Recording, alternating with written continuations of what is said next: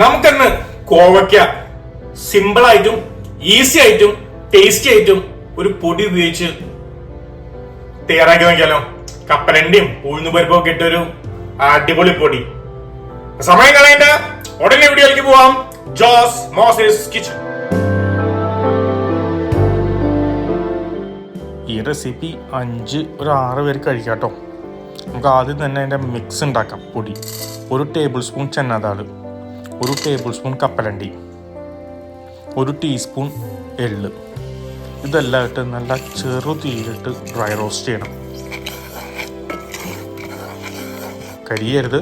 നന്നായിട്ട് dry roast ചെയ്ത് അതിനെ തണുപ്പിച്ച് അതിനെ ബ്ലെൻഡറിലേക്ക് ഇടണം. ബ്ലെൻഡറിലിട്ട് നല്ല ഫൈനായിട്ട് പൗഡർ അടിച്ചെടുത്തേക്കാം. ഇതേപോലെ. എന്നിട്ട് അത് സൈഡിൽ വെച്ചേക്കാം. അതേ പാനിലേക്ക് തന്നെ 2 ടേബിൾ സ്പൂൺ ഓയിൽ, ഉഴുതാൾ 1 ടീസ്പൂൺ, 1 ടീസ്പൂൺ കടുക്, 1 ടീസ്പൂൺ ജീരകം.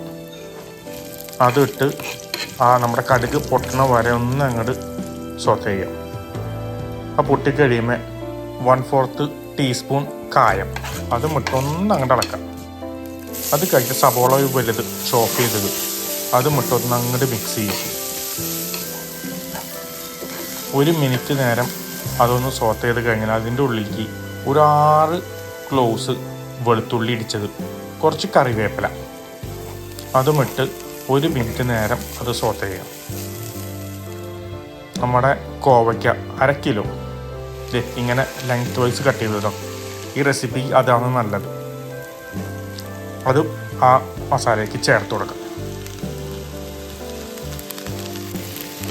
അത് കഴിഞ്ഞ് അതെല്ലാം നന്നായിട്ട് ഒന്നങ്ങോട്ട് മിക്സ് ചെയ്യും. അതിന് 1 മിനിറ്റ് നേരം കുക്ക് ചെയ്യും.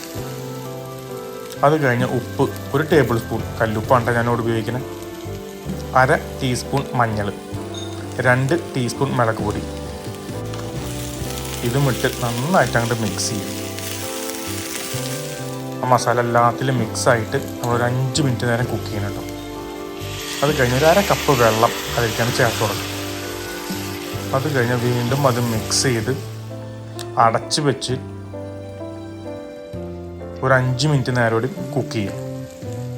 കുക്ക് ചെയ്ത് നമ്മൾ കഴിയുമ്പോൾ ഇച്ചിരി വെള്ളം ഇതിൽ പോകാനുണ്ടെങ്കിൽ ഒന്നുകൂടി അതൊരു 2 മിനിറ്റ് നേരം കൂടി നമുക്ക് കുക്ക് ചെയ്യാം. വെള്ളമൊക്കെ പോയി കഴിഞ്ഞാൽ അതിലേക്ക് ഉപ്പ് നോക്കാം, ആവശ്യത്തിന് ഉപ്പ് ചേർക്കാം. പിന്നെ നമ്മൾ നേരത്തെ അടിച്ചു വെച്ച പൗഡർ അതും ചേർക്കാം. പിന്നെ ചെറു തീയിൽ ഇട്ട് നന്നായിട്ട് ഇളക്കി ഒരു 5 മിനിറ്റ് നേരം കുക്ക് ചെയ്യാം. ആ മസാലയൊക്കെ അത് നോക്കി പിടിക്കണം കേട്ടോ. അപ്പോഴാണ് അതിൻ്റെ ഫുൾ ടേസ്റ്റ് അങ്ങോട്ട് പുറത്തേക്ക് വരുള്ളൂ. ഇപ്പൊ നമ്മുടെ കോവയ്ക്ക് റെഡി ആയിട്ട് നീ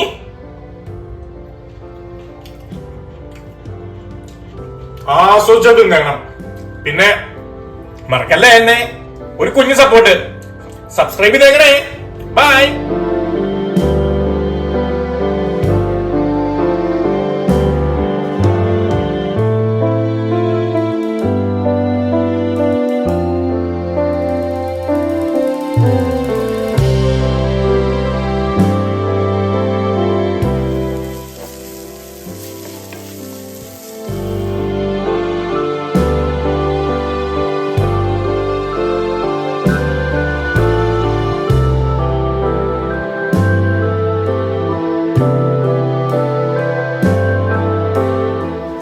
അപ്പൊ ഇതോ നോക്കണേ. ഈ റെസിപ്പി നിങ്ങളും ട്രൈ ചെയ്ത് നോക്കണേ. പിന്നെ ഇതും മറക്കല്ലേ.